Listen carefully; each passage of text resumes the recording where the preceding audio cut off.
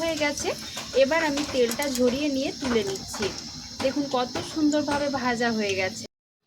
কতটা মুচমুচে হয়েছিল তা আপনাদেরকে আওয়াজটা শুনিয়ে বুঝিয়ে দিচ্ছি।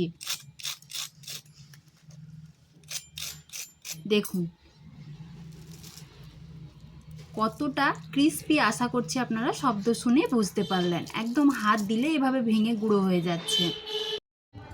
নমস্কার বন্ধুরা, আমার চ্যানেলের পক্ষ থেকে আপনাদের সবাইকে আবারও একবার স্বাগত জানিয়ে আজকে নতুন একটা পর্বে আবারও একটা দারুণ স্বাদের স্ন্যাক্সের রেসিপি নিয়ে হাজির হয়ে গেছি, যেটা বানানো কিন্তু ভীষণ সহজ, মাত্র কয়েকটা উপকরণ নিয়ে বানানো হয়ে যায়। আমি আজকে 1 কাপ আটা আর একটা কাঁচা আলু দিয়ে দারুণ স্বাদের একটা স্ন্যাক্সের রেসিপি আপনাদের সাথে শেয়ার করব, যেটা আপনারা বিকেলে হোক বা সন্ধেবেলা কিন্তু চায়ের সাথে হালকা ফুলকা স্ন্যাক্স হিসেবে পরিবেশন করতে পারেন। খেতে কিন্তু দারুণ হয়। তাহলে চলুন দেরি না করে ঝটপট আমার আজকের রেসিপি শুরু করে ফেলি। তো আমার আজকের এই স্ন্যাক্সটা বানাতে সবার প্রথমে লাগবে একটা কাঁচা আলু। আমি আলুটা ভালো করে খোসা ছাড়িয়ে পরিষ্কার করে ধুয়ে নিয়েছি। এবার আলুটা এভাবে গ্রেটারের সাহায্যে গ্রেট করে নিতে হবে। একদম মিহি মিহি করে আমি আলুটা কুড়ে নিচ্ছি। আপনারা চাইলে অল্প করে কিন্তু কুচিয়েও নিতে পারেন, তবে সেক্ষেত্রে কিন্তু খুব পাতলা করে কুচিয়ে নিতে হবে। দেখুন এইভাবে করে আমি করে নিয়েছি। পুরোটাই এইভাবে প্রথমে আমি কুড়ে নেব। এবার আলুটা আমি পরিষ্কার জল পাল্টে পাল্টে ধুয়ে নেব প্রায় 2-3 বার, যাতে আলুর এই কষটা যাতে বেরিয়ে যায়, তবে কিন্তু রেসিপিটা সুন্দরভাবে বানানো যাবে। তো এরকম করে আমি 3 বার মতো জল পাল্টে পাল্টে পরিষ্কার করে আলুটা প্রথমে ধুয়ে নিচ্ছি। তো আলুটা আমি এখানে ভালো করে পরিষ্কার করে ধুয়ে নিয়েছি। তো সবার প্রথমে এখানে একটা কড়ার মধ্যে অল্প কিছুটা তেল দিয়ে দিয়েছি। আমি এখানে সাদা তেল দিয়েছি। তেলটা ভালোভাবে গরম হয়ে যাওয়ার পর দিয়ে দিচ্ছি 1/2 চামচ মতো গোটা জিরে। জিরেটা অল্প কিছুক্ষণ একটু ভেজে নেব। তারপর দিয়ে দিচ্ছি অল্প কিছুটা গ্রেট করে রাখা আদা। এই রেসিপিটা কিন্তু সম্পূর্ণ নিরামিষভাবে বানাচ্ছি। আপনারা চাইলে এখানে কিন্তু পেঁয়াজ দিয়েও বানাতে পারেন, তবে আমি আজকে কিন্তু রেসিপিটা নিরামিষ করে বানাবো। আদাটা অল্প একটু ভেজে নেওয়া হয়ে গেছে। এবার আমি যে আলুটা আগে থেকে কুড়ে ধুয়ে রেখেছিলাম সেই আলুটা এখানে দিয়ে দিচ্ছি। দিয়ে অল্প কিছুক্ষণ একটু নাড়াচাড়া করে ভেজে নেব। দিয়ে দিচ্ছি পরিমাণ মতো লবণ। আমি এখানে একটু বেশি করে দিচ্ছি, যেহেতু আটাটা ব্যবহার করব, তো আটাটাও যাতে নুনটা ঠিকঠাকভাবে হয়ে যায় সেজন্য একটু বেশি করে লবণটা এখানে দিয়ে দিলাম। এবার দিয়ে দিচ্ছি হলুদের গুঁড়ো, জিরের গুঁড়ো, লঙ্কার গুঁড়ো। আমি এখানে কাঁচা লঙ্কা কুচি ব্যবহার করিনি, আপনারা কিন্তু চাইলে এখানে কাঁচা লঙ্কাটাও কুচি করে দিতে পারেন। সব কিছু ভালো করে একটু মিশিয়ে নিচ্ছি। দিয়ে দিচ্ছি অল্প কিছুটা চিনি, আর এখানে নিয়েছি অল্প কিছুটা চাট মশলা। এটা কিন্তু অবশ্যই দেবেন, এতে করে এই স্ন্যাক্সটার স্বাদ অনেক গুণ বেড়ে যাবে। দিয়ে ভালো করে আবারও সব কিছু মিশিয়ে নিচ্ছি। আর দিয়ে দিচ্ছি অল্প কিছুটা ধনেপাতা কুচি। আপনারা যদি ধনেপাতার ফ্লেভার পছন্দ করেন তো দেবেন, না হলে কিন্তু স্কিপ করতে পারেন। আবারও সব কিছু ভালো করে মিশিয়ে দিচ্ছি। আমার এখানে আলুটা কিন্তু পুরোপুরি সেদ্ধ হয়ে গেছে। এবার আমি দিয়ে দিচ্ছি 1.5 বাটি মতো জল। যেহেতু আমি এখানে 1 বাটি আটার নাস্তাটা বানাচ্ছি, তাই এখানে 1.5 বাটি মতো জল লাগবে। এটা কিন্তু একটা ঠিকঠাক মাপ। এবার একটু অপেক্ষা করব যাতে জলটা ফুটতে শুরু করে। দেখুন জলটা কিন্তু ফুটতে শুরু করেছে। এবার আমি এখানে 1 বাটি নিয়ে নিয়েছি আটা। এখানে কিন্তু আমি আটাই নিয়েছি, ময়দা দিয়ে কিন্তু রেসিপিটা বানাইনি। চাইলে আপনারা এখানে আটার পরিবর্তে ময়দাটাও দিতে পারেন। দিয়ে ভালো করে সব কিছু অনবরত এভাবে নাড়াচাড়া করে মিশিয়ে নিতে হবে। এভাবে ভালো করে নাড়াচাড়া করে মেশাতে মেশাতে দেখুন এরকম শুকনো একটা মিশ্রণ তৈরি হয়ে গেছে আর কড়া থেকে ছেড়ে আসছে। এবার কিন্তু গ্যাসের ফ্লেমটা বন্ধ করে দিতে হবে। তারপর অল্প একটু ঠান্ডা করে নিচ্ছি। ডোটা আমি নামিয়ে নিয়েছি, অল্প একটু ঠান্ডা হয়ে গেছে। পুরোপুরি ঠান্ডা হলে কিন্তু হবে না। এবার হাত দিয়ে একটু ভালো করে মেখে নিচ্ছি।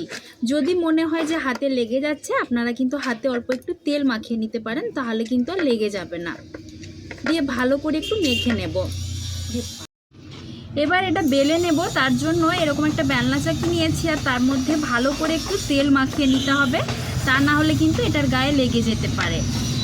এবার এটা দিয়ে প্রথমে হাত দিয়ে ভালো করে একটু সেট করে নিচ্ছি। তারপর এটা একটু বেলে নেব। খুব বেশি পাতলা হবে না, এটা কিন্তু মোটা করেই বানাতে হবে।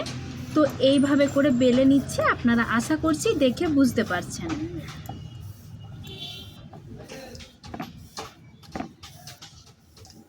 দেখুন অনেকটা বড় করে বেলে নিয়েছি।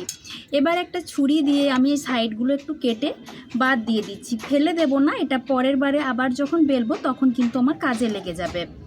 তো একটু সমান মতো করে নিচ্ছি।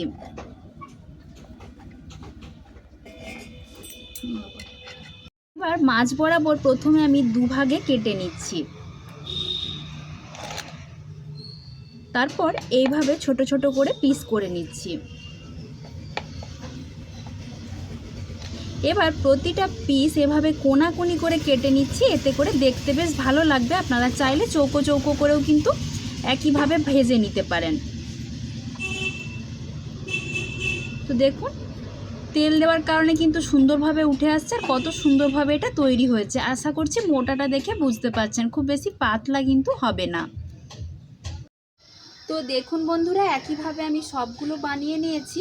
একটা আলু আর এক বাটি আটা দিয়ে কিন্তু এখানে অনেকগুলো নাস্তা আপনারা তৈরি করে নিতে পারবেন। এবার এগুলো ভেজে নেব, তার জন্য কিন্তু আমি আগের থেকে তেল গরম করতে বসিয়ে দিয়েছি। তেল কিন্তু একদম হাই হিটে ভালোভাবে গরম করতে হবে। আমার এখানে সুন্দরভাবে গরম হয়ে গেছে। এবার একটা একটা করে নাস্তা আমি তেলের মধ্যে ছেড়ে দিচ্ছি।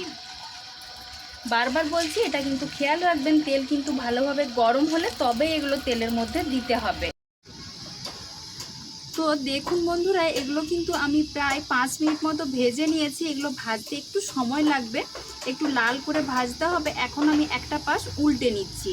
দেখুন ভাজার পরে এটা কত সুন্দরভাবে ফুলে উঠেছে, খেতে কিন্তু খুব সুন্দর হয়। আপনারা এটা অবশ্যই বাড়িতে বানিয়ে দেখবেন, তারপর জানাবেন খেতে কেমন হয়েছিল। সুন্দর একটা কালার কিন্তু এসে গেছে, আর এগুলো সুন্দরভাবে ভাজাও হয়ে গেছে। এবার আমি তেলটা ঝরিয়ে নিয়ে তুলে নিচ্ছি। দেখুন কত সুন্দরভাবে ভাজা হয়ে গেছে। তো দেখুন বন্ধুরা, এগুলো কতটা মুচমুচে হয়েছিল তা আপনাদেরকে আমি আওয়াজটা শুনিয়ে বুঝিয়ে দিচ্ছি। আশা করছি শব্দ শুনে আপনারা বুঝতে পারছেন। আর একটা আমি ভেঙেও দেখিয়ে দিচ্ছি, ভেতর থেকেও কত সুন্দরভাবে তৈরি হয়েছে দেখুন। তো আপনারা কিন্তু এগুলো বিকেলে হোক বা সন্ধেবেলা হালকা ফুলকা স্ন্যাক্স হিসেবে বানিয়ে খেতে পারেন, খেতে খুব সুন্দর লাগে। চায়ের সাথে হোক বা টমেটো সসের সাথে আপনারা কিন্তু এটা পরিবেশন করতে পারেন।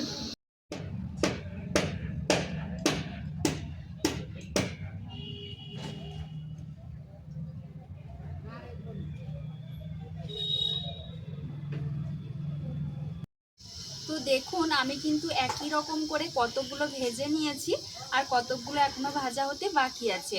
তো এগুলো দেখতে কত সুন্দর হয়েছে, আর খেতে কিন্তু খুব সুন্দর হয়। আপনারা অবশ্যই বাড়িতে একবার হলেও বানিয়ে দেখবেন। তো আমার আজকের এই রেসিপিটা আপনাদের কেমন লেগেছে অবশ্যই কমেন্ট করে জানাবেন। ভালো লাগলে লাইক ও শেয়ার করে দেবার জন্য অনুরোধ করছি। আর এরকম নতুন নতুন রেসিপি পেতে হলে আমার চ্যানেলটা প্লিজ সাবস্ক্রাইব করে আমার পাশে থাকবেন। আজকের মতো এই পর্যন্ত। সবাই ভালো থাকবেন, সুস্থ থাকবেন। দেখা হচ্ছে পরের ভিডিওতে। ধন্যবাদ।